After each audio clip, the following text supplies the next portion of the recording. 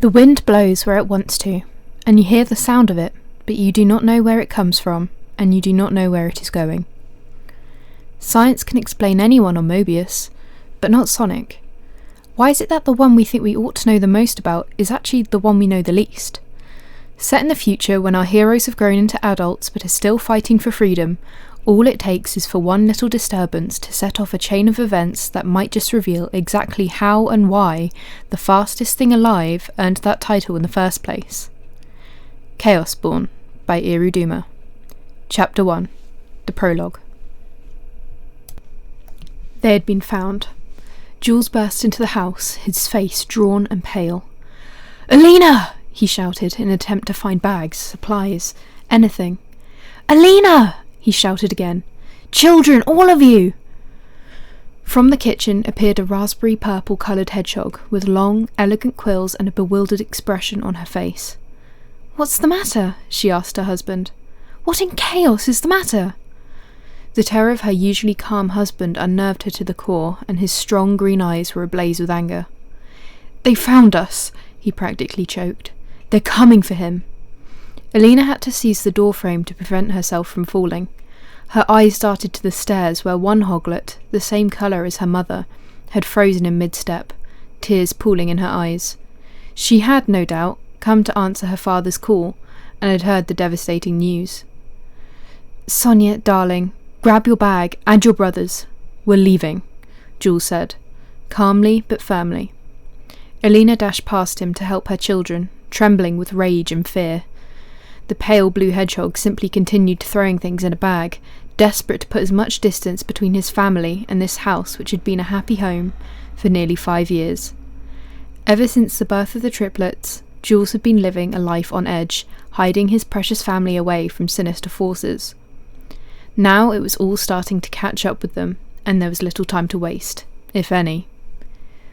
"You can't keep him forever," a voice echoed in the back of his head, a malevolent sound from the day that should have been one of merriment for he and his wife. "Try and hide him all you like, but we'll come for your son one day. You can't keep him." Hot tears of fury stung the hedgehog with sky-blue fur. "You're leaving?" a deep voice spoke from the front door. "Oh, a shame. I was hoping to have a word before you left." Silhouetted in the doorway, an ominous black shape, stood a man. A skinny, grotesque sort of man, with sharp eyes, a sharp nose, sharp fingers, and a sharp tongue. He had not a single hair upon his head, and yet he sported a thick, orangey-brown goatee. Jules took one look at him and felt his quills sharpen. "Get out of my house!" he screeched, instinctively moving to block the staircase as his eyes flashed with green fire. "Crawl back to the hellhole you were spewed from and stay there." The man dressed in a long coat smiled sickly. "Such eloquent words," he chuckled. "I say that sarcastically, of course. Who ever heard of an eloquent animal?" Jules glared. The man's smile dropped slightly, but his gaze bore into the blue hedgehog with hatred and evil. "How's the family?" he asked slowly and deliberately. He could see it now. While Julius Hedgehog spoke and acted like someone with guts, someone with the blood of knights in his veins, when it came to the safety of his family, he was as yellow as a plump hen. "Get out!" Jules repeated, balling his fists and beginning to shake. The man raised his bushy eyebrows and narrowed his gaze, his soulless, black gaze. "Now I think we both know that's not going to happen," he said, holding his hands behind him and tilting his head to one side like some hungry reptile. "I haven't spent these last few years tracking you down to merely pop my head round the door and ask you how you were doing. Although, while I'm here, I'll ask again. How are you doing? You must be getting quite big now. Am I right? Let's see. 5 years old? 6? Julius?" Alina appeared down the stairs, freezing in horror at the sight before her. "Alina, good afternoon," their unwelcome guest greeted politely. "My word, still as lovely as ever, aren't you? That's coming from someone who is a very poor judge of hedgehog beauty." But Alina knew this man was not here for pleasantries. "Please," she wept, her knees nearly failing her. "Please don't."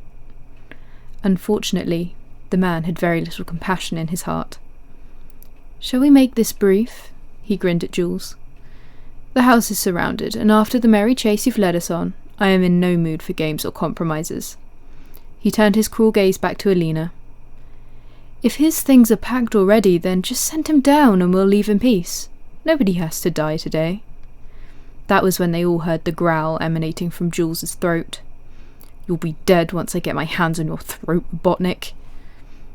Ira Robotnik, the younger brother to the greatly feared Ivo Robotnik, looked nerved for only a moment before masking it with amusement as he glanced up at the staircase. "Now, Julius," he chastised, "not in front of the children." Ice coursed through Jules and Alina as they immediately looked up to the landing. Sonia was there, white with fear, a little toothbrush clasped in her paws. "Sonia, inside the nursery!" Alina cried, her startled voice causing the young hoglet to bolt. The slam of a door was heard shortly after as Iris smiled on. "Last time I saw your daughter, she was smaller than my hand," he mused. "Don't you dare talk about my daughter," Jules warned, baring his teeth and hunching his shoulders so that his spines bristled. "Oh, of course, we're getting off topic. We were talking about your son," Ira Robotnik nodded. "Alina, your highness, would you call for him?" "You're not taking him!" Jules roared, stepping forward, torn between spiking the intruder to death or protecting his family. "Am I not?" Ira closed his eyes and smiled to himself. As though in reply, there came a series of screams from upstairs, and 3 hoglets came scurrying down to cling to their mother, who sheltered them with her body as 2 armed thugs drifted into view on the landing. Alina cuddled her array to her tummy, breathing heavily while Jules sprang up the first 2 steps to shield them on the other side. Ira's sinister eyes gleamed hungrily as he came slowly forward, peering round Jules to study the 3 hoglets that were trying to hide from the frightening men. Sonia was the first of the triplets to be born, the same colouring as her beautiful mother. Then it had been Manic, vibrant green like his paternal grandmother. Then the last hoglet to be born of the litter. "There he is," Ira smiled, circling round like a vulture. "Now just stay still. Let Uncle Robotnik get a good look at you." Sonic was the one he was after, the hoglet with the electric blue fur. He was a special one. He may have turned out the same colour as his father, had a certain accident not happened in the womb. "No, you stay away!"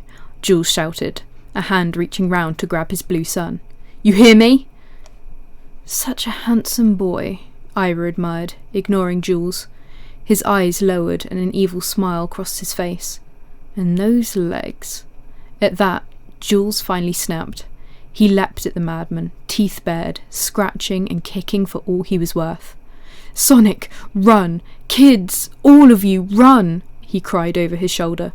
"Get out of here, don't look back!" Alina pushed the 3 of them as she turned and started pummeling the 2 thugs at the top of the stairs. Ignited by fear, the triplets hurried down and made a break for the front door. As Sonia and Manic disappeared outside, Sonic paused, turning to see what was becoming of his parents. "Just run, Sonic!" Jules shouted as he was thrown to the floor by the soldiers who had come to Ira's aid. "Never stop running!" And so Sonic ran. With an ear-throbbing bang, the little blue hedgehog was gone, vanishing into the forest, calling desperately for his siblings with tears streaming down his face. But he wasn't going to be seeing his siblings again. They were chased after by the team waiting for them outside and carted straight back home by the scruffs of their necks to their badly beaten parents, where they would be dealt with. Jules was broken and bleeding. He lay on his side, panting and grasping the carpet with torn gloves, as Alina, equally as battered, made a point of cradling her remaining hoglets, praying that her third had gained enough distance. "Well?" Ira, nursing a wound to the temple, demanded as a muscular bear in leather came in. "Sorry, boss," it grunted to him. "Lil hog long gone." Ira Robotnik was seething. His eyes were pools of fire when he glared down at Sonic's father on the floor. "You've only delayed things, Julius," he growled. "We'll get your son one day. I can promise you that." Jules was losing consciousness and was also losing the battle against the gunshot wound he'd received in the stomach. His head ached, and he could feel his lungs rattling as he lay on the blood-stained carpet. "And you'll die in just the way you deserve," he croaked, holding Ira's glare. "You and that brother of yours. I can promise you that." "You're not in any condition to be promising anything." "Tell him," Jules breathed. "Tell Dr. Ivo Robotnik. Tell him that my son will never be his. He'll grow to be a powerful being, but not a weapon." Ira crouched down closer to the hedgehog's face. "Do you really think you should be wasting your last breaths, hedgehog?" he asked quietly. He could see the light fading from Jules's eyes. "Only to tell you," Jules now spoke in sighs, his eyelids closing, "that you won't have Sonic. He's a child born of chaos. He's the embodiment of the wind. And nothing can catch the wind." The hedgehog then gave a shuddered breath and went still. His life ebbed clean away. Alina wept into her children's fur, now foreseeing that they were all doomed. Ira sneered down at the dead hedgehog. "We shall see," he murmured, and then stood up, casting one look around the house, which was now teeming with his men, some searching the place and some standing over the hedgehog family with their guns pointed. Straightening his coat, Ira gave the last 3 hedgehogs a remorseless scoff. "Shoot them." The sun was setting, and still Sonic ran. He couldn't see where he was going, for the tears in his eyes blinded him. He eventually came to a stop when he collided with a tree and sank to the ground, the only pain being the pain of loneliness. He had called and called for his brother and sister. Over and over he had shouted their names, hoping that his litter mates were out there, that they would hear him and come for him. But they didn't, and, deep in his heart, Sonic knew they never would. "Sir, you want us to send out a search party?" one thug asked, cautiously approaching Ira Robotnik. Ira was silent for a moment, staring out at the forest with an unreadable expression. "No," he mumbled. "We're returning to my brother. He needs to know about this." But sir," the man continued, "what if we never find him?" Ira let out a sinister laugh. "As though one little hoglet can look after himself out there," he chortled. "He can run as fast as he likes, but he can't run forever. He'll find a village or something, he'll let his guard down. Then we'll get him." Something caught Ira's eye down on the ground, and he stooped to retrieve it, revealing a small, brilliant blue quill between his fingers. He smiled. "The world feared power once. It's time they learned to fear it again. We'll show them what true fear is, won't we?" And that was the prologue. Hope you enjoyed. I hope my reading was okay. There is a note from Duma at the end, a writer's note, so I'll read that out for you now. It says, "Welcome to Chaosborn. This story was originally posted on fanfiction.net in 2017, where it can still be found, completed, and credited. Thanks to the support it received, I've begun to re-upload the story to both AO3 and Wattpad sites for those who prefer. And of course, I'm reading now and putting it on YouTube, so, if you prefer an audiobook version." And the note continues, "Just so it is clear, although this story features implied pairings, romance is not the genre of this story, and is not the main focus. Chaosborn originated as a character study and will remain as such." So yeah, that's it. That's the writer's note. That's what Duma has left.